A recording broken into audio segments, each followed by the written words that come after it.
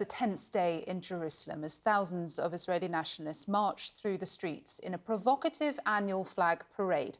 Far-right National Security Minister Itamar Ben-Gvir joined the crowds just a few hours ago. You can see him there. He's been convicted of supporting anti-Palestinian terrorism, but was greeted here like a rock star, with some marchers chanting, "The Prime Minister is here."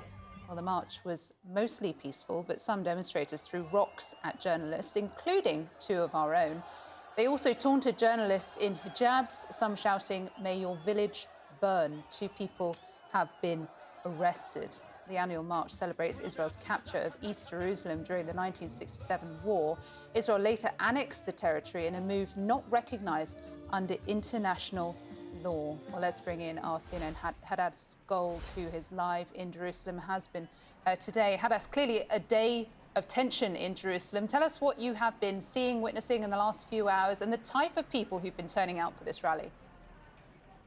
Yeah, Christina, this day is called Jerusalem Day, as you noted, is the day when Israelis celebrate Israel capturing control of East Jerusalem in the 1967 war, capturing control from Jordan. And for Israelis, it's a celebration. They see it as unifying their capital, unifying Jerusalem. Until 1967, Jews couldn't go to the holiest sites in the old city of Jerusalem, which lies in East Jerusalem. But for Palestinians who want East Jerusalem as a capital of their future state, they see this day as incredibly provocative, especially because in the last few years, it's essentially become a right-wing nationalistic rally. Most of the people who attend this day tend to be definitely from the right wing, many from the religious Zionist, many from settlers from the occupied West Bank.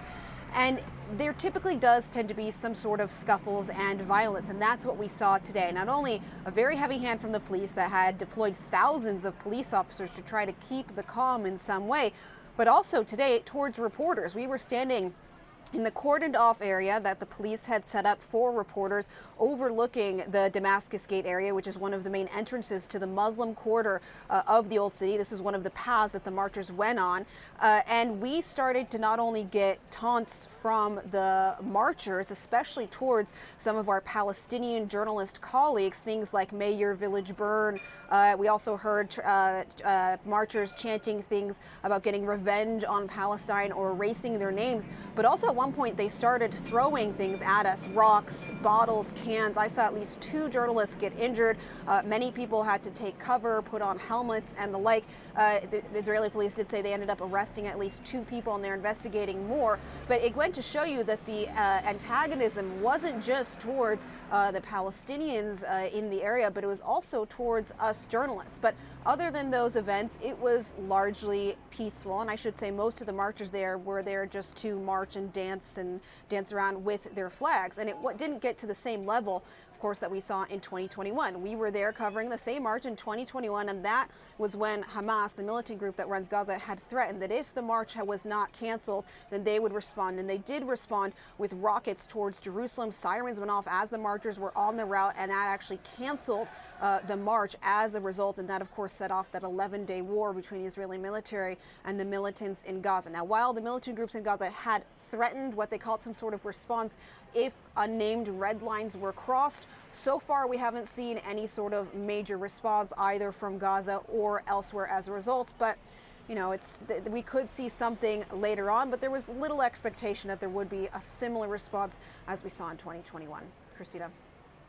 And how much emphasis is being put on the fact of the timing of this march this time around, Hadass? I mean, this comes 5 days after a ceasefire was reached between Israel and Islamic Jihad. What is the situation there now? You're saying that the threat of major escalation is unlikely. I mean, is that concern now disappearing as night falls there, as the march concludes?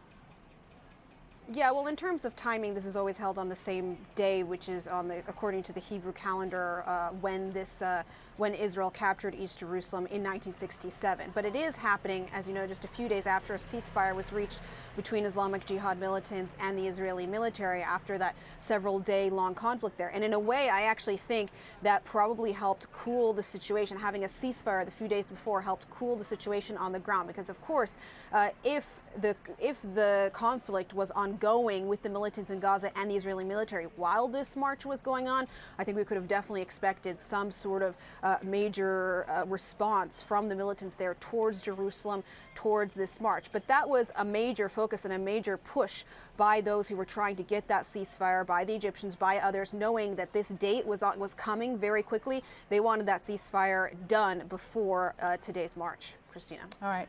Hadas Gold, appreciate your reporting there live from Jerusalem tonight. Thank you. Well, Palestinians in Gaza are rallying against the holding of this parade in Jerusalem at the border with Israel. These were the scenes earlier. Palestinians see the march as a provocation, as Hadas was saying, and a threat. And in previous years, it has led to clashes.